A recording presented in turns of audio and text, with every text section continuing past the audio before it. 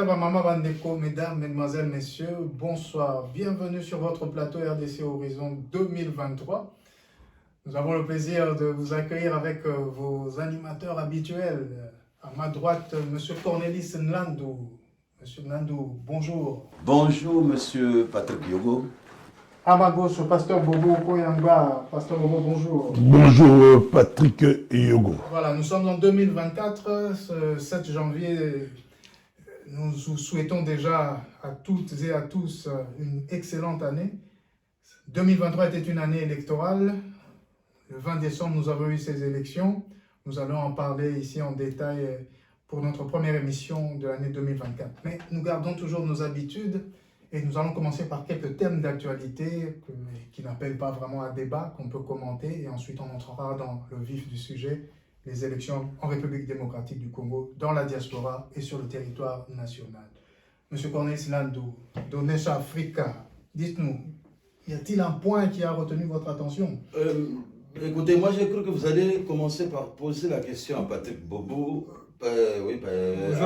Pasteur Bobo, mais comme vous commencez par moi, mais je suis obligé d'y répondre. Non, c'est comme vous voulez. Non, ça ne me gêne pas. Alors on peut commencer par vous. Alors, à tout seigneur, tout honneur, je vais commencer par d'abord parler de moi et dire que j'ai perdu ma mère le 24 décembre. Elle n'a été enterrée qu'hier.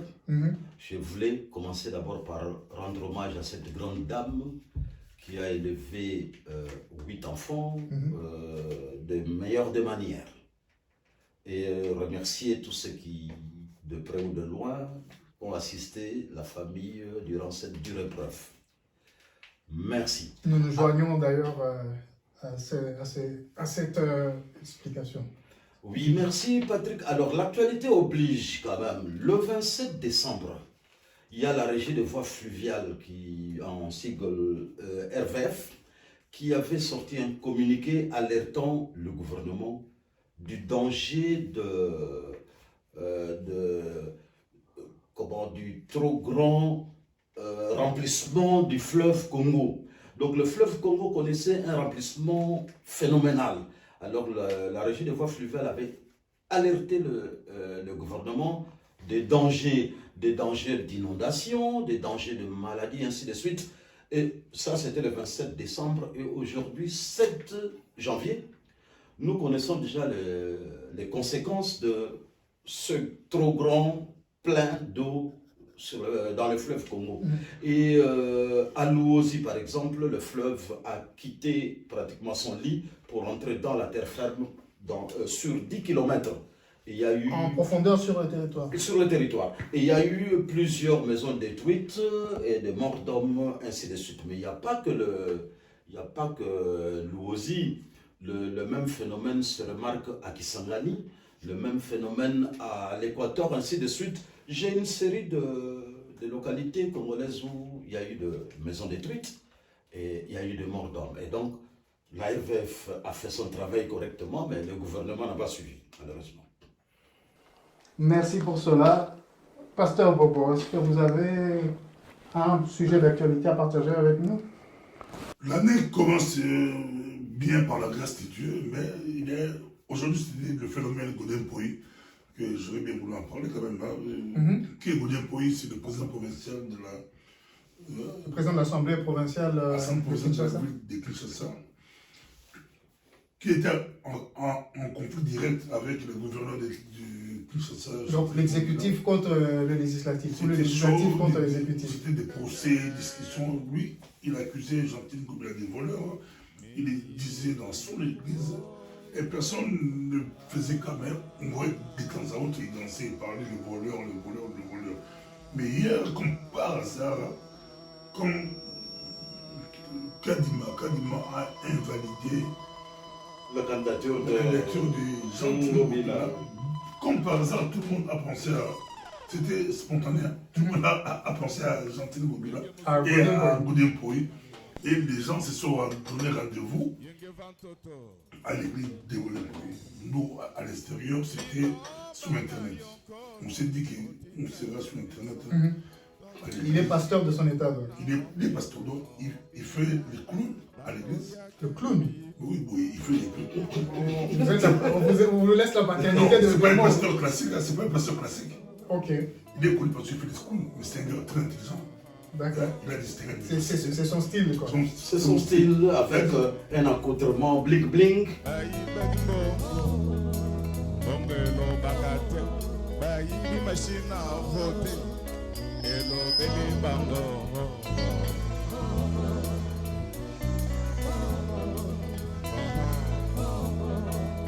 Machine à voter, ceux qui ont ibiango. Kadima, Azana Koda. Machine go benga Kadima, Bayibinga.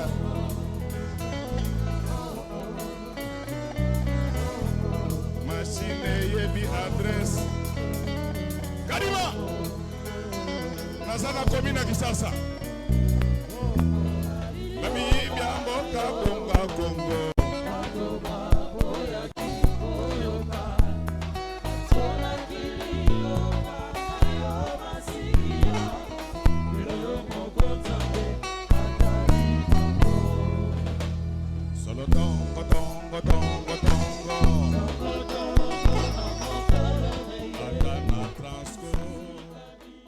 L'église, c'était un vrai clown. Aujourd'hui, c'était vraiment les vrais clowns. Il a dansé, il a crié, il a rigolé sur Mobila. Et presque toute la presse de Kinshasa se sont donné rendez-vous à l'église. Tous les médias, tout le monde était là pour voir Godin pour c'était un phénomène. Or, comme église, chaque église aime évangéliser, amener des âmes, gagner des âmes. Mais les églises souffrent pour gagner des âmes. Pour faire même les pleins, pour même les guérir des églises. Si vous entrez dimanche, les gens ne suivent pas. Mais lui, comme par hasard, on dit la pêche miraculeuse. L'affaire Denis Kadima, qu'on pourra peut-être en parler aujourd'hui, c'était la pêche miraculeuse pour Godin pour l'église. Plein, sur un terrain plein, on le suivait de partout. Le malheur des uns fait le bonheur des autres, oui.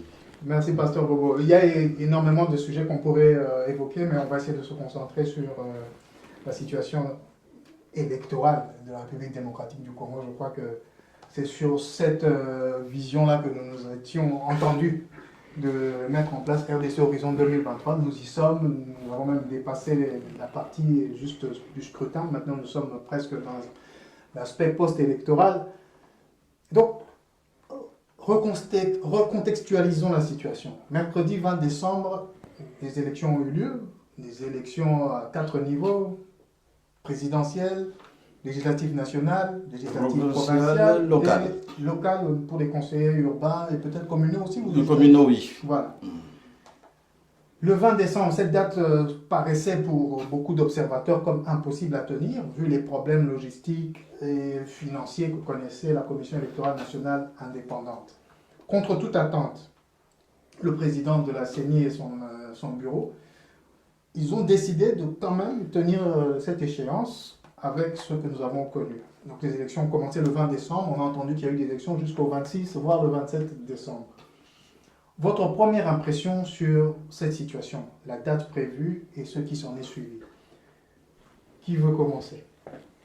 Mais vous savez, vous l'avez souligné, hein, beaucoup de gens estimaient qu'il était impossible de tenir le délai du 20 décembre.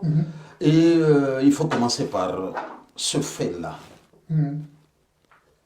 Il faut commencer par souligner l'exploit qu'a réalisé la CENI, d'avoir tenu bon et d'avoir tenu le délai imparti, organiser les élections dans un pays 4 fois la France, c'est ça, hein, et 80 fois la Belgique, avoir tenu à déployer le kit électoral partout jusqu'au fin fond du pays. Il faut commencer par féliciter d'abord la CENI pour avoir réussi cet exploit-là. Mais maintenant, on ne peut pas se leurrer, il ne faut pas cacher la vérité et dire que c'est la pire des élections que la RDC ait connue.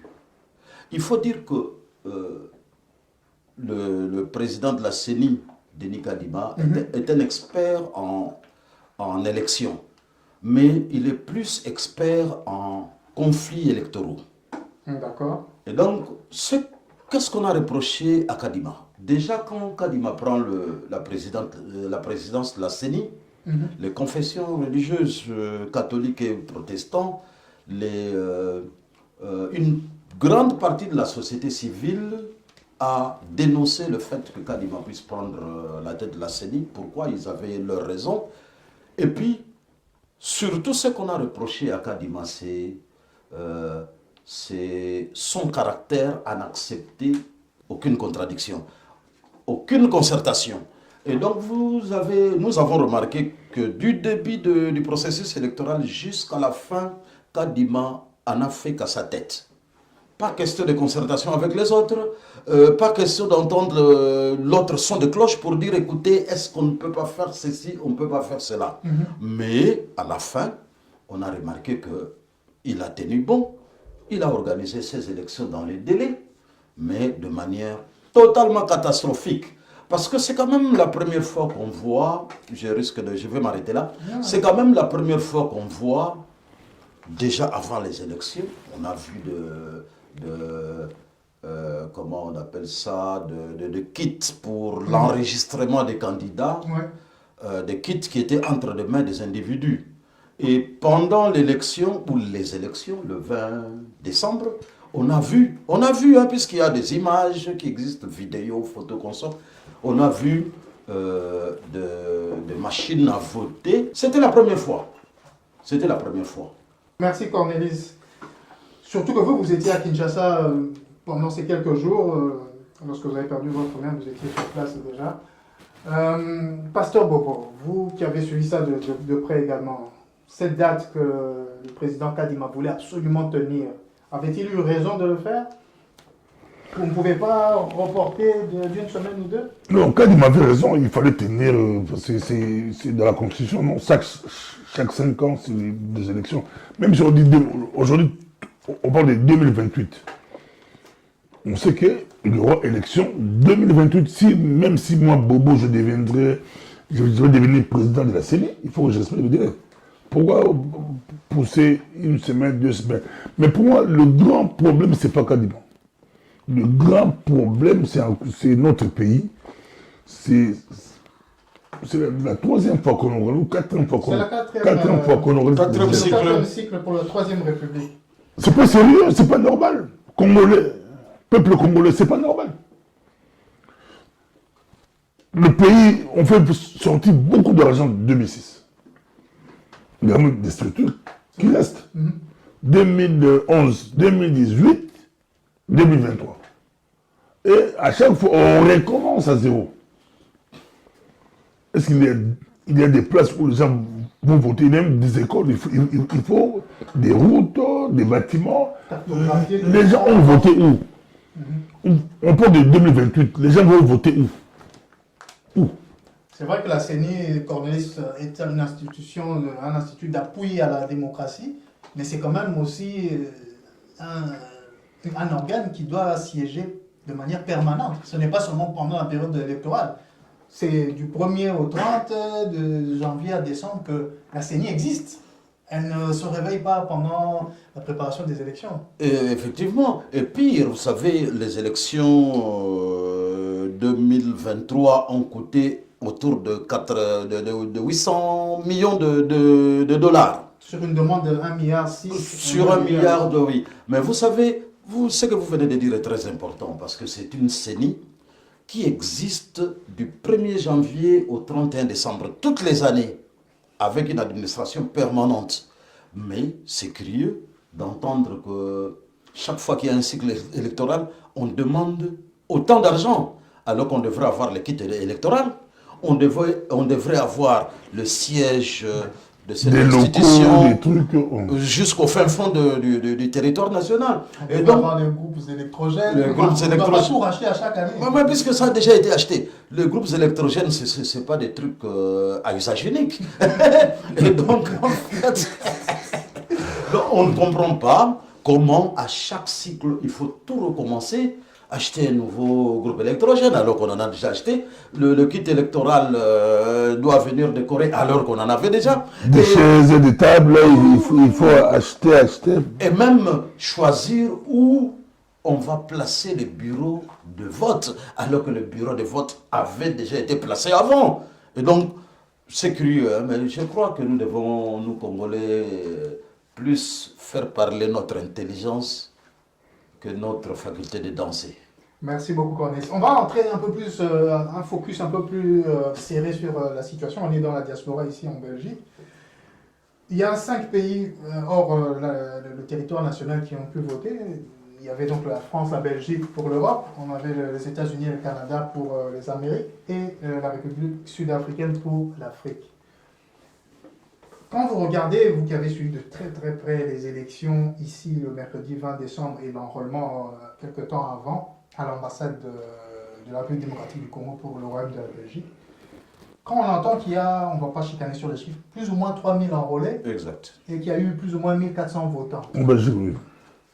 Qu'est-ce que ça vous dit, Pasteur Bobo, quand vous voyez que, parce que vous comme moi, nous ne sommes pas très loin de l'Atomium, tout près de l'ING Arena, et il n'y a pas longtemps, on avait vu un artiste congolais performer là-bas, et nous avons vu les files qui allaient pour assister au concert.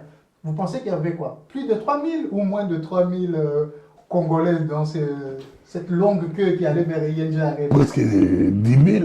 La salle c'était sold out à 15 000 personnes. Mais si on met de côté les Camerounais, les Ivoiriens, et ceux qui venaient de France, et les Belges, pour et les suivre Belges, les autres, en Belgique, ça peut être 9 000 personnes, 9 000, 10 000 personnes. Alors, qu'est-ce qui se passe? Est-ce que la CENI n'a pas bien fait son travail ou est-ce que tous les Congolais que l'on connaît, quand on regarde la porte de Namur, Château Rouge ou ailleurs, ne sont plus des Congolais? Non, Comment en fait, expliquer? il y a un problème dans notre communauté. La politique est mal perçue, mal expliquée. Les gens préfèrent la musique, les gens aiment la musique, mais de temps à autre, ils s'intéressent à la musique, à la politique, juste pour faire du bruit, critiquer, injurier ou quoi. Mais on ne s'intéresse pas, on ne sait même pas que c'est la politique qui fait changer les choses. Si vous voulez bouleverser, changer les choses, il faut vous impliquer dans la politique. Heureusement, on est à 2 ici, on est avec Cornelis à l'ambassade, à l'enrôlement. Nous, on a assisté. On a vu comment les gens venaient à compte-route pour s'enrôler. On était là, je crois, 2-3 jours. Donc, sur toute la Belgique, on compte les grandes villes, Liège, Mons, oui, les gens venaient difficilement. Il n'y a que 3000 personnes qui sont venues. Les gens venaient difficilement, même moi j'ai douté de ces 3000. J'ai douté. Mais j'arrive à l'ambassade, si vous voyez les vidéos, vous allez parler, je vois beaucoup de personnes. J'étais étonné. Comment la file, mais quand nous on venait là avec eux, c'était vraiment vide. Ah, mais il faut dire qu'il y avait plusieurs jours d'enrôlement. Oui, même il y a plusieurs jours là, si vous demandez, les gens ne venaient pas vraiment. Non, pas du tout. Il n'y avait pas d'engouement, des jours d'enrôlement. Mais du matin jusqu'au soir, quand même, ils venaient. Je vous avancer, oui, facilement. Il faut avoir 500, 300, 400 et tout. Comment vous, parce que le pasteur Bobo lui interprète ça en disant les gens sont désintéressés de la politique, les Congolais de l'étranger. Mais ils critiquent sur les réseaux sociaux, etc. Mais au moment où il y a... Le vrai politique, ils ne sont pas là. C'est juste pour critiquer... Aux États-Unis, au Canada, il y avait quoi, 200 personnes ou quelque chose de pareil, 200. Comment vous interprétez ça? Mais vous savez, chez nous, la loi est un peu différente. Hein. Le vote n'est pas obligatoire. Ça, c'est le premier facteur. Il n'est pas obligatoire de voter. Alors que dans certains pays, ça fait partie de la loi. Quand vous n'avez pas voté, vous êtes sanctionné. C'est obligatoire. Oui. Donc chez nous, ce n'est pas obligatoire. Et puis de deux, il faut dire qu'il n'y avait qu'un seul bureau de vote en Belgique. Nous parlons de la Belgique. Il n'y avait qu'un seul bureau de vote pour 3000 personnes. Moi, j'ai été à Kinshasa. La situation était légèrement plus différente de ce qu'il y avait, mais il y a quand même des similitudes. Pendant les votes, oui, pendant les votes, oui. Il y a quand même des similitudes. Par exemple, en pleine ville de Kinshasa, il y a des bureaux qui n'ont reçu la machine à voter qu'à 18h. Dans la capitale? Dans la capitale Kinshasa. Je suis de Bandal, moi-même. Bon, je suis de Lingwala, mais actuellement de Bandal. Le vote a commencé à 6h? Le vote a commencé à 6h dans certains bureaux. Officiellement. Et ils arrivent à 18h. Dans certains autres bureaux, par exemple à Bandal, Saint-Cassien, c'est une paroisse quelque part où il y avait un bureau de vote, la machine est arrivée à 18h. Et donc, les gens, au courant de la journée, étaient assez découragés quand même. C'est vrai que s'ils arrivent à 6h ou même à 8h, Oui, c'est ça. 10h pour aller voter. D'abord, vous faites la file. Vous faites la file et puis ça va à compte-gouttes. Parfois, la machine n'a pas de batterie, la machine tombe en panne. Et donc, beaucoup de gens se sont découragés quand même. Donc, il faut d'abord faire la file. Et puis, ce n'est pas obligatoire. Et donc, vous voyez, même ici en Belgique, il y a eu 3000 inscrits et 1400 se sont présentés. D'abord, il y a un seul bureau de vote. Et donc, c'est difficile de quitter le Luxembourg, venir voter à Bruxelles, alors que ce n'est pas obligatoire. Vous devez débourser de votre poche. Mais il faut dire quand même que l'ambassade avait dépêché un bus qui ramassait des gens à travers le pays. Je ne sais pas d'où ça partait, parce que moi j'étais à Kinshasa les jours du vote. Mais on a vu des bus qui déversaient des gens à l'ambassade pour venir voter. Mais ces bus-là n'ont pas pu atteindre évidemment tous les coins de la Belgique. Donc le simple fait que le vote ne soit pas obligatoire empêche également d'avoir... Oui, c'est un des facteurs quand même. Mais la question là, vous étiez là avec nous, avec Didier Manuel, le vice-président de la CENI. Didier Manuel, oui. On lui a posé la question. Moi, je lui ai posé la question aussi par rapport aux États-Unis, comment les gens allaient faire. Washington, un seul bureau aux États-Unis. Il faut prendre un avion, prendre un hôtel pour venir voter. Ça serait très compliqué. Bon, c'était. L'explication, c'était un test. La diaspora ne pouvait voter pour la présidentielle. On n'a vu aucun candidat à la présidence de la République battre campagne physiquement en personne ici, ni aux États-Unis, ni au Canada, à part l'UDPS qui a ses alliés qui ont fait une campagne plus ou moins. On voit l'électorat, pour un mois, si tu viens ici, tu perds tout. Ça ne sert à rien de venir. C'est pour dire que c'est vraiment un test, moins de 10 000 personnes, tu quittes les villages pour venir, tu es faux. Donc on passe sur la diaspora. Allons maintenant dans les détails encore plus précis. Vous voyez sur l'écran, là, devant vous, le président de la République a été élu, a été proclamé pour les résultats provisoires avec 13 millions, on ne va pas entrer dans les détails, 13 millions et quelques. On voit l'écran? Oui, voilà, 13 millions et quelques. Et le nombre de votants, vous le voyez là, 18 millions. Quand vous regardez la ligne entre le blanc et le jaune, c'est très proche. Donc tous ceux qui ont été votés, pour une grande majorité, ont voté pour le président de la République. Mais lorsque vous regardez le nombre de votants, d'enrôlés, 41 millions, mais il n'y a que 18 millions qui sont venus. Vous sentez qu'il y a un souci. On est toujours en dessous de 50%. Vous le voyez encore mieux ici. La population qui va voter, qui a voté pour le président de la République sur le fichier électoral, ce n'est que 31% de ceux qui ont été du fichier électoral qui ont été votés. Moins de 50%. Mais il a bien obtenu ces 73% de voix, même pour le peu de gens qui sont venus voter. Sur le nombre de votants, oui. Un autre élément qu'on avait déjà évoqué ici, les gens qui ont voté pour le président de la République ou qui ont voté pour les 4 scrutins ne représentent que 13% de toute la population. Est-ce qu'il n'y a pas un problème de démocratie? Puisque la démocratie, comme on l'entend, c'est surtout la majorité, etc. À part le fait que le président de la République a été proclamé pour des résultats provisoires de 73%, le taux de participation était en dessous de 50%, vous le voyez en bleu, là, 43,4%. Encore moins que les élections précédentes. La seule élection où il y a eu un taux de participation élevé, c'était la toute première élection de la Troisième République. Est-ce que la légitimité... 2006. Oui, le 29 octobre 2006 pour être précis. Est-ce que la légitimité du président de la République, de la fonction président de la République, est-elle vraiment encore démocratique? Dans la mesure où le nombre de votants, le taux de participation est très bas. La population, on peut avoir une carte d'électeur, mais ne va pas voter, probablement pour des raisons que vous avez évoquées, que ce n'est pas obligatoire. Et lorsqu'on ne représente que 13%, alors que vous devez incarner toute la population, y a-t-il pas quelque chose à dire là-dessus? Pas vraiment. Si le système est démocratique, hein, comme a dit coloneliste dans beaucoup de pays, c'est pas obligatoire. Si c'est pas obligatoire, je peux rester à la maison, on comptabilise par rapport. En France, on dit toujours que cette fois-ci, les taux, c'était trop faible, mais ça n'empêche pas que celui qui est élu. Oui, ça change rien. Mais est-ce que la légitimité, par exemple Macron, on joue sur ça aussi en disant mais il n'est pas légitime. Non, ça, ils disent, mais sous la loi. Mais c'est lui qui est président de tout ça. Si le système est démocratique, mais si on a empêché les gens d'aller s'enrôler, d'aller voter, ça devient autre chose. Mais si les gens. Peut-être c'est aux politiques de mobiliser. Tout des magouilles. Il y a tellement tout des magouilles. J'espère qu'avec le geste que Kadima fait cette fois-ci, 2028, beaucoup de choses pourront changer. Parce que même quand on voit les chiffres par rapport à l'enrôlement, on trouve qu'il y a trop d'escroqueries, trop de tricheries. Chaque coin veut avoir beaucoup de députés. Les gens gonflent. Et les vrais électeurs, peut-être, ne bougent pas, ne sont pas là. Les jours du vote, on voit 13%, 18%. Ça pose comme problème si c'est par rapport aux 18%.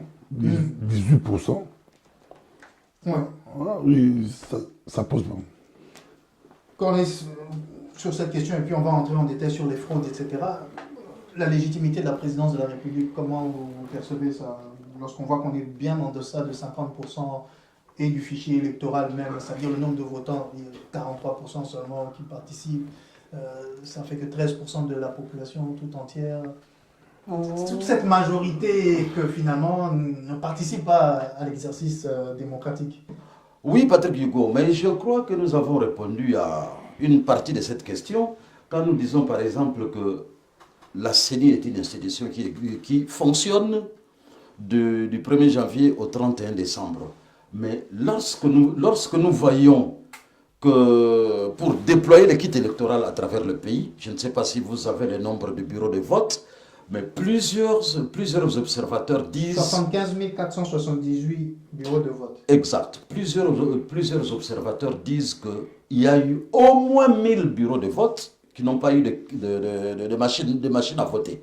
Donc, les électeurs n'ont pas pu exercer leurs droits dans plus ou moins 1000 bureaux de vote à travers le pays. Ça, ce sont les observateurs neutres qui le disent. Évidemment, ils ajoutent que néanmoins, la CENI a battu un grand travail parce que les élections ont été tenues dans les normes, c'est-à-dire à la date prévue et dans de bonnes conditions. Entre guillemets. Ça, c'est par exemple la déclaration des experts de la communauté des États d'Afrique centrale, la CEAC. Mais, pardon, je pourrais aussi me poser cette question. Est-ce que ce n'est pas fait exprès? Est-ce que cela n'arrange pas tout le monde? Si tout le monde devrait voter, si tous les 43%, c'est combien? 41 millions. 41 millions, oui. Les 41 millions, ou si on enlève 2 millions des malades, des décès, ou si 39 millions allaient voter, est-ce que la CENI allait être capable de gérer ça? Oui. Déjà, avec le peu là, c'était catastrophique. Avec le peu là de 13% ou 18%. Ouais. C'est très compliqué. Nous avons parlé de 800 millions que la CENI a demandé au gouvernement, enfin, a obtenu du gouvernement pour l'organisation des élections. Donc, en fait, les 41 millions sont censés être gérés par la CENI. Donc, la CENI est capable de gérer, disons, 100 millions de votants. Devrait être capable puisque la RDC compte pour 100 millions. Donc en fait, avec le budget, avec le personnel que la CENI a, et ainsi de suite, elle est capable de gérer ce flux-là. Il avait eu l'argent parce qu'il pleurait. À 2 semaines des élections, il pleurait qu'il n'a pas eu d'argent. Oui, alors je disais que donc, la CENI est capable de gérer tout ce flux-là de votants. Devrait être capable parce que moi j'ai toujours dit que l'erreur de Kadima, c'est de n'avoir pas accepté la concertation. C'est-à-dire qu'il y a d'autres parties prenantes qui avaient aussi des idées pour que ces élections se passent de la meilleure des façons. Mais Kadima a refusé d'entendre les autres et il a fait ce qu'il voulait. Mais la légitimité, évidemment 43% de votants ou de votes, évidemment ça crée un problème de légitimité. Mais seulement, ça n'enlève en rien le mérite de Félix Tshisekedi qui a été proclamé vainqueur, ça n'enlève rien à son mérite, hein, parce que lui... C'est le président le mieux élu. Le mieux élu. Et donc, mais avec le taux de participation le plus faible. Le taux de participation le plus faible. Mais nous ne sommes pas le dernier des pays, hein, parce que si vous prenez par exemple l'Algérie, donc à la dernière élection présidentielle, Al-Sisi vient d'être élu. Hein, en Égypte. Mais il y a eu 38% de votants, parce que les Égyptiens, pardon, moi j'ai parlé de l'Algérie. Non, l'Égypte.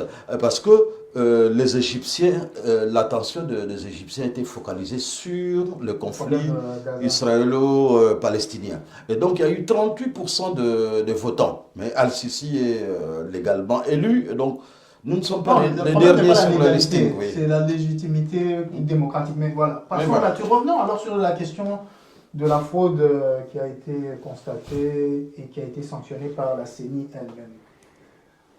Première question qui nous revient un peu depuis quelques jours, c'est de savoir, on invalide des députés nationaux, des députés provinciaux, des conseillers, etc. Mais pourquoi est-ce que cela n'en cache pas la présidence de la République, vu que c'était le même, scrutin pour les quatre niveaux de pouvoir. Qu'est-ce que vous pouvez dire là-dessus, simplement pour voir, peut-être que Cornelis a déjà répondu en partie à la question, pourquoi est-ce qu'on invalide que certains scrutins, certains députés, certains territoires dont on a même annulé les élections? Oui. Mais la présidentielle, personne on ne valide pas le président. J'ai fait beaucoup d'interviews par rapport à cela, il y a eu beaucoup d'interventions aussi. Bon, selon la CENI avait promis qu'ils vont frapper. Ils avaient promis. Hein. Ouais. Le jour où avant de proclamer l'élection du président, il avait promis. Et il avait parlé des problèmes qu'il y avait. Ils vont frapper. Mais l'explication la plus simple qu'ils donnent, je ne sais pas si c'est correct, mais c'est eux qui disent que c'est comme dans une salle de classe, tu as, exemple, 1000 étudiants, et que 20 ont touché. Tu as 1000. Vous allez annuler les... Est-ce que vous allez annuler les 1000 ou bien il faut annuler les 20? Est-ce que leurs 20 là, même si tous les 20 là, ils ont ajouté Tshisekedi, ou ils ont enlevé, ça n'influence pas l'élection selon eux. Oui. Mais pour l'opposition, non, comme on a arrêté des gouverneurs, des ministres, beaucoup d'autorités parmi les tricheurs, c'est que l'impact est encore plus grand. Il faut une commission nationale indépendante pour suivre. Pour eux, ça prouve qu'il faut annuler. Mais pourquoi dire c'est juste, hein, il faut appeler les voleurs et l'élection reste, comme a dit, par exemple, à Kinshasa, si on voit, c'est qu'il pouvait gagner même sans désordre. C'est ça. Qu'est-ce que vous en pensez? Est-ce que le fait d'afficher bureau de vote par bureau de vote va faire taire les discussions et trancher l'affaire en matière de la présidentielle par rapport aux autres scrutins? Oui, mais je voulais d'abord répondre à la même question que Bobo pour dire que, vous savez, cette histoire de fraude fait quand même désordre. Mais, il faut dire, moi j'ai été à Kinshasa, où vous avez été ici, dans la diaspora. Si vous posez la question à toutes ces personnes qui sont arrivées à l'ambassade, moi j'ai posé pour les scrutins, des vidéos, oui. Vous voyez pratiquement que 80% sont venus pour voter pour Fachi. Voter pour Fachi. Et le même phénomène s'est remarqué à Kinshasa. Quand vous circulez à travers la ville, mais si vous êtes contre Félix Tshisekedi, vous risquez d'être lynché. C'est un phénomène. C'est un phénomène qu'il faut souligner parce qu'on n'a jamais vu une élection aussi accablante, où les gens sont totalement, pratiquement, pour un seul candidat. J'ai eu la chance de prendre un bus à Matadi, où ma mère est décédée. Je suis allé voir le corps à la morgue, mais au retour, puisque je ne devais pas assister à l'enterrement, de Matadi à Kinshasa, j'étais dans un bus de plus ou moins 24 personnes, et le débat des bus, mais vous sentez que vous ne pouvez pas aller à l'encontre de Félix Tshisekedi. C'est quand même phénoménal que dans un bus de 24 personnes, qui est par exemple 22 personnes ou 23 personnes pro-Fachi. C'est quand même phénoménal. Et donc, qui est fraude ou pas, les intentions de vote étaient carrément exprimées pour Félix Tshisekedi. Mais qui est fraude aujourd'hui est des fraudes avérées parce que des kits électoraux entre les mains des individus, des déclarations des candidats qui disent que non, vous avez invalidé ma candidature, mais il y a encore tel et tel autre qui avait des machines chez eux. Et d'ailleurs, tel autre, c'est lui qui distribuait les machines. Donc vous voyez, cette fraude-là, ça fait quand même désordre. Mais ça n'entache pas. Mais ça fait désordre, je suis d'accord avec vous. C'est comme si les tricheurs, si c'était organisé par le pouvoir, c'est que le pouvoir a eu tort d'avoir peur. Et deuxièmement, si c'était pas par le pouvoir, c'est que les tricheurs, ils ont triché pour eux-mêmes. Oui, c'était pas pour faire gagner leur candidat présidentiel. Aussi, mais ça ne veut pas d'impact. C'était beaucoup pour eux-mêmes. Bon, comme tu as la machine, tu te fais voter, tu votes aussi. Tu dois voter un président tu votes aussi le président, comme on dit, ça fait un peu de désordre. Oui. Mais si c'était organisé par le pouvoir a eu tort d'avoir peur. Exactement, parce que sur le terrain, la campagne était axée sur la sécurité. C'est Fachi qui gagnait du côté sécurité par rapport à Katumbi. Mais ils ont eu peur. L'ordre d'arrivée, peu importe la fraude qu'il y a eu, enfin peu importe, malgré la fraude qu'il y a eu, n'allait pas changer. Oui, nous l'avons dit. C'est compliqué. Là, tu poses autrement le problème. Ils ont eu peur d'aller tricher. Si c'était organisé. Oui, mais comme nous avons dit, lorsque vous circulez dans la diaspora ou à l'intérieur du pays, les intentions de vote montrent clairement que au moins 80%, peut-être 70%, 70%, votaient pour Fachi. Ça dépend des côtés. Au Qatar, c'est différent. Non, c'est le pourcentage. C'est le pourcentage. Katumbi, Tshisekedi. Donc, mais Bobo, au Congo, c'était beaucoup plus les deux. Hein. Bobo, entre Tshisekedi et Katumbi, vous voulez qui? Comme Katumbi n'avait pas compris la campagne, lui, il était beaucoup plus fort du côté social. Là. Il critiquait le président par rapport au social, il n'a rien foutu. Or, le président Tshisekedi, ils ont changé. Ils ont choisi un autre cheval. Ils ont choisi, c'était sécurité. Il fallait que Katumbi les suive du côté sécurité. Bon, l'équipe Katumbi, ils ont pris du temps pour comprendre que c'était trop tard. Donc, quand on dit que les Congolais voulaient Tshisekedi par rapport à la sécurité, ils ont vu qu'entre un étranger, entre guillemets, qui est Katumbi, et un fils du pays qui est Tshisekedi, la majorité des Congolais ont choisi Tshisekedi. Mais pourtant, Fayoulou n'était pas étranger. Bon, mais je n'entre pas dans les débats. Un dernier point. Oui, je voulais dire, évidemment, puisque là, nous sommes en train de parler de la fraude qu'il y a eu, mais il faut quand même donner des chiffres. D'après le communiqué de la CENI, il y a eu 82 candidats invalidés. C'est ça. Et dans ces 80 candidats, il y a des figures connues, comme Ngobila, gouverneur de la ville de Kinshasa, invalidé. Le premier citoyen. Oui. Mais également, il y a un journal qui a fait, il y a un journal qui a fait le recensement ou les statistiques dans les 82 candidats invalidés pour dire qu'il y a 15 femmes dans les 82. Et parmi les 15 femmes-là, il y a 2 membres du gouvernement Sama Lukonde. Et ça, c'est une première quand même qu'il faut souligner. 2 membres du gouvernement Sama Lukonde? Non, 2 femmes du gouvernement Sama Lukonde. Mais 3 ministres de Sama Lukonde. 2 femmes. Plus un homme. Oui, bon, on peut les citer, oui. Ça a été publié. Oui, il y a Madame Antoinette Kipoulou, ministre de la fonction de la formation professionnelle, dans les candidats invalidés. Il y a Madame Nana Manouanina, pire, ça c'est grave. Elle est ministre près le président de la République. Elle avait une machine à voter dans sa chambre à coucher. Et dans les dames en question dont on parle, qui ont été invalidées, dans les 15 femmes sur les 82, il y a aussi Colette Tchomba, que tout le monde connaît, grande journaliste et députée depuis un bout de temps. Il y a aussi Tatiana Pembe, Tatiana Pembe aussi qui est invalidée. Mais il y a un troisième ministre, je ne sais pas si je peux retrouver son nom rapidement, sinon on peut passer. Voilà. Le ministre du Tourisme, comment il s'appelle encore? César, c'est ça? Didier Manzenga, ministre du Tourisme. Dans les 3 ministres du gouvernement Samalou Condé, 2 hommes et un homme, 2 femmes et un homme. Mais la parité, on essaie de garder la parité même dans la fraude. Dans la fraude. Est-ce que les ministres Mais je voulais terminer. Démissionner ou bien... On va y arriver. Justement, c'est un problème parce que ces ministres-là n'ont jamais démissionné. Et donc, ce sont des ministres en fonction qui ont triché. Évidemment, il y a beaucoup de conséquences, ils sont invalidés, mais...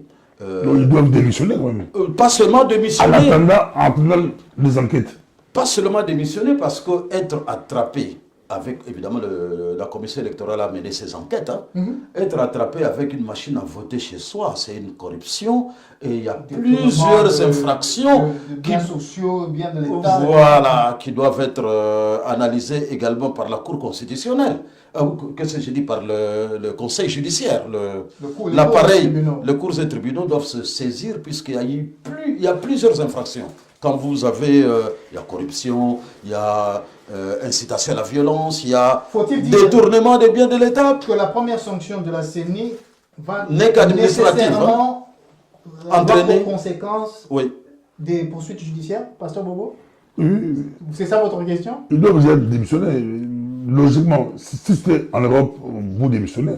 En attendant les enquêtes, tu peux avoir un avocat, tu peux autre, mais en attendant, vous démissionnez. Un ministre qu'on l'accuse, qu'on l'a invalidé pour tricher. Bon, tout le monde est innocent jusqu'à preuve du contraire. Mais il faut d'abord démissionner. Vous démissionnez d'abord pour laisser cours à la justice de faire son travail. Mais comme j'avais ça se passe comme ça dans tous les pays du monde. Mais comme j'avais commencé à dire, il faut relever le fait que c'est une première. C'est la première fois dans l'histoire des cycles électoraux que nous avons connus que la commission électorale sanctionne. C'est la première fois. Vous êtes sûr que c'est la première fois? La sanction, c'est la première fois. Et puis de deux, il faut dire que parmi les gens qui sont sanctionnés, il y a des officiels. Ça, c'est encore, ça donne un peu plus de crédit à la commission électorale nationale. Et je vais continuer pour dire que il n'y a pas que les 3 ministres en fonction qui sont, il n'y a pas que 3 ministres en fonction qui ont été sanctionnés. Il y a 6 sénateurs parmi eux. Il y a 2 mandataires, dont Tsingi Pouloulou, que tout le monde connaît. C'est lui qui a fait. Il est député, mais il est dans le conseil d'administration de la SNEL. C'est lui qui a chapeauté l'histoire de père et de mère avec Tchani au Parlement. Mais parmi les 2 mandataires, il y a encore Kinké Moulumba, ancien ministre depuis Mobutu, et ainsi de suite, qui est président du conseil d'administration de la RVA. La Régie des voies aériennes. Régie des voies aériennes. Et à part eux, il y a 4 gouverneurs sanctionnés. Donc c'est une mesure très importante. On peut saluer la lutte contre la fraude. Il faut saluer, évidemment. J'ai salué quasiment. Hier, j'ai salué quasiment, bien que c'est comme si on ramait à contre-cour, parce qu'il y avait d'autres qui disaient non. Quasiment aussi, il faut les condamner, mais moi j'ai salué quasiment. Ah oui. Faut-il s'attendre à d'autres condamnations, d'autres sanctions selon vous? Ça peut faire bouger les choses, même pour l'avenir du pays. Ça peut faire bouger les choses. Quand des officiels, des ministres, des gouverneurs sont sanctionnés, même prochainement, les gens vont avoir peur d'avoir les machines à voter dans leur maison. Même si toi, tu veux postuler, si tu vois tes domestiques ou tes enfants, la machine à la maison, non, ça c'est la machine du pays, oui, mais c'est pas en bois, oui. ça va rester à la maison. Je voulais répondre à la question en disant que selon notre ami Christian Lusakweno de Top Congo, la CENI ne va pas s'arrêter à là. Il y a d'autres candidats à ces élections qui vont être invalidés, donc les enquêtes continuent. Et d'ailleurs, dans le communiqué de la CENI, c'était dit que la commission d'enquête continuait son travail. Et les juges, les juges de la Cour constitutionnelle, le président de la Cour, ils ont ajouté, ils vont donner 8 jours. Dès que la CENI publie la liste des élus, vous avez 8 jours Pour introduire le recours. Si vous savez qu'il y a... Non, Oui. si vous savez qu'il y a des tricheurs, des trucs... Ah oui, pour les contentieux. Apporte Ça, c'est le contentieux électoral. On va les suivre. Donc, cette année, ça sera trop dur. C'est comme si Kadima avait raison quand il avait dit qu'il n'y aura pas des députés nommés. Bon, on avait rigolé, mais c'est comme si Kadima avait raison. Avant de terminer, il y a 2 circonscriptions, 2 territoires sur lesquels on a annulé carrément... Où on a annulé carrément le scrutin, oui. Ouais, Massimanimba et... Massimanimba et Yakoma. Je vais laisser Pasteur pour commencer par Yakoma et vous allez finir avec Massimanimba comme vous aviez la parole. Ouais. Vous qui êtes du Nord Ubangi, Pasteur Boboko Yangba, parlez-nous un peu de cette situation. J'ai quelques notes ici, mais... Yakoma, j'ai voulu de faire une émission avec un ressortissant de Yakoma, M. Godefran Moïndi. C'est déjà sur la toile. J'ai beaucoup aimé la façon dont il a expliqué. Mais moi, je ne maîtrisais pas ces choses. Hein. En quelques mots, dites-nous un peu. Yakoma, c'est profond qu'on pense. C'est plus profond qu'on c'est plus profond. Bon, lui, il dit qu'il n'y a pas un leader, un vrai leader qui rassemble tout Yakoma. On parle de gangstérisme. Il n'y a pas un vrai leader comme chez... Il n'y a pas d'autorité de l'État. Chez les Mobutu à Gbado, ils ont des leaders clairs, les Mobutu et les autres. Mais Yakoma, il n'y a pas un leader. Mais qu'est-ce qui s'est passé? Il y a Abouzi, il y a Ouapinda, il y a, je crois, il y a comme ça des grands centres. Et les gens se sont organisés si tu es des Abouzi. Donc Abougombazi, en fait. Donc tu refuses que, quand on dit Abouzi, pour ceux qui ne savent pas, c'est là où est venu, je crois, Honoré Mandassi, son coin. Il y a comme des Ouapinda, c'est les Seti, les Bagamot, les autres. Donc, si tu es de ce côté-là, on vous refuse, on dit que on ne veut pas que vous êtes des Wapinda, vous n'avez pas le droit de venir faire campagne. De l'autre côté-là. Donc c'est devenu des ghettos. Des ghettos. Les gens de Wapinda aussi refusent les autres. Donc c'était des ghettos. C'était vraiment très compliqué. Ils ont massacré, tapé. Mais, il y a eu mort d'homme. Pas encore, mais il y a eu trop de police. Donc, Pas encore. moi, je pense que, pour moi, j'ai discuté avec Godet, j'étais un peu à peu de questions. Moi, je trouve qu'il faut réformer le système. Parce que, à supposer qu'on fait l'élection à Yakoma. 2 députés, parce que là-bas, ils ont droit à 2 députés nationaux et puis 4 députés provinciaux. Si les 2 députés nationaux sortent des Abouzi ou les gens des Wapinda vont refuser, s'ils sortent des Wapinda, les gens des Abouzi vont réclamer. Et c'est bizarre, tous, c'est des Mandi, tous. Même tribu, même langue, même tout. Mais c'est de des connotations différentes. Vous qui aimez le tribalisme, mais il faut faire attention. Ici, c'est même peuple, même coutume, même culture, même personne. Mais comme toi, tu es, c'est un peu comme quand nous, on a regardé à ma campagne, on disait Bana Nicolo, la Banassé. Mais vous êtes tous de marque. Quand on joue au foot avec Banassé, on est ensemble. Là-bas, quand on est ensemble. Si on part ailleurs, on débat les Nicolo, Banassé, on est ensemble, on joue. Mais quand on est entre nous, c'est la guerre. La guerre, donc, on était des enfants, mais ça se passe aussi de tous des Mbandi, même coin, même langue, même culture, même tout, pas de différence, mais on choisit et ils ont tout saboté. Merci, Pasteur. Cornelis Amassimanimba, que se passe-t-il? Ben écoutez, moi je suis pas... Est-ce que c'est la même situation des conflits de territoire? Oui, qu'est-ce qui se passe? Moi je ne suis pas de Massimanimba, non, malheureusement, mais... Mais la situation est pratiquement la même, sauf qu'à Massimanimba, il y a eu des notables qui se sont accaparés des bureaux de vote. Donc en fait, ils empêchaient les gens d'avoir accès. C'est pour cela d'ailleurs que dans les griefs qui sont reprochés à ces officiels-là, il y a incitation à la violence, séquestration du matériel électoral. Donc en fait, il y avait des bureaux de vote où les électeurs n'avaient pas accès. C'est pour la même chose. Pratiquement donc les électeurs n'ont pas accès, et d'ailleurs on parle de bourrage des urnes.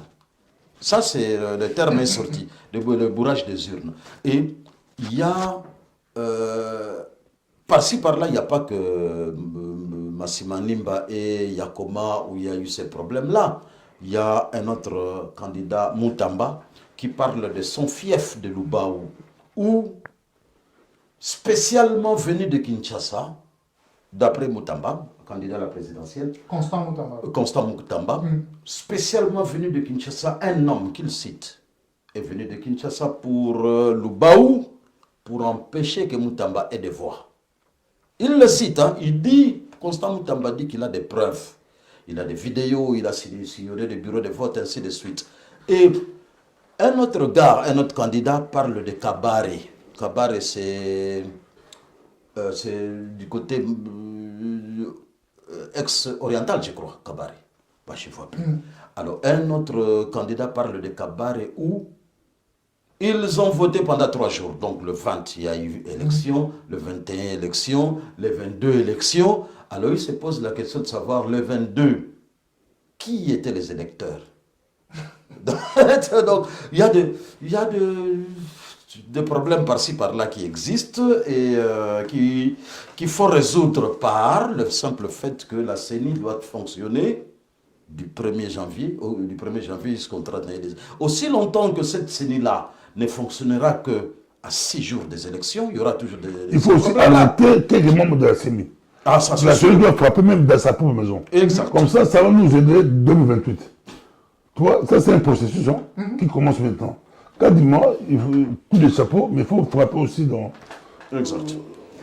On va clôturer là, vu qu'on a largement empiété sur notre temps, mais quand même, il y a une partie prenante essentielle quand même dans le processus électoral. Le ministère de l'Intérieur pour sécuriser tout ce processus. Dans les 2 cas cités ici, de Yakoma et de Massima Nimba, où était la police? Vous savez, nous l'avons dit ici. Où la police était elle-même impliquée dans ces affaires. Mais nous l'avons dit dans une des émissions ici. Nous avons vu au Kasaï un gouverneur en fonction dire dans ma province ici, personne de notre province ne peut venir battre campagne ici. Et ce gouverneur-là, le juge l'a entendu parler, le procureur l'a entendu parler et personne n'a levé le petit doigt. Et donc, aussi longtemps que le ministre de l'Intérieur est laxiste, le procureur de la République est laxiste, le juge est laxiste, comme nous l'avons vu, c'est normal que les gens profitent du vide judiciaire. Il y a un député qu'on a invalidé ici, de Kinshasa, chez Jacqueline Gobila, qui cite nommément le ministre de l'Intérieur. Le ministre de l'Intérieur, comme le détenteur de la machine à voter. Des machines à voter. Donc voilà. Il faut des enquêtes. Oui, donc il faut nécessairement que la justice fasse son travail, mais en amont, il ne faut pas attendre qu'il y ait mort d'homme pour commencer à enquêter. C'est quand il y a des appels à la violence, à la haine, on va tout de suite oui, la logique, parce que tous ceux qui ont fait le droit, tous ceux qui ont été à l'école de droit savent que le premier rôle d'un magistrat, c'est de traquer l'infraction. Il faut traquer l'infraction. Et voilà. Merci beaucoup. Je crois qu'on va s'arrêter là pour aujourd'hui. Je remercie notre IT officer qui a permis que cette émission puisse avoir lieu. Je remercie le pasteur Boboko Yamba pour ses explications et ses points de vue. Et je présente encore mes vives condoléances à M. Cornelis Nlandou qui, malgré l'enterrement de sa chère mère hier, est déjà parmi nous aujourd'hui pour cette émission. Merci. À nos compatriotes partout où ils se trouvent, vous voyez, les élections sont là pour que la population, que le peuple puisse choisir ses représentants, ceux qui vont les diriger et assurer le bien-être collectif. Ne ratez jamais l'occasion d'exprimer votre voix, puisque les gens qui vont être élus, c'est eux qui vont décider pour le reste de votre vie. Voilà, merci à tous. À nous revoir très bientôt, probablement sous un autre nom, mais vous serez informés très rapidement. Merci encore, pêchez-vous.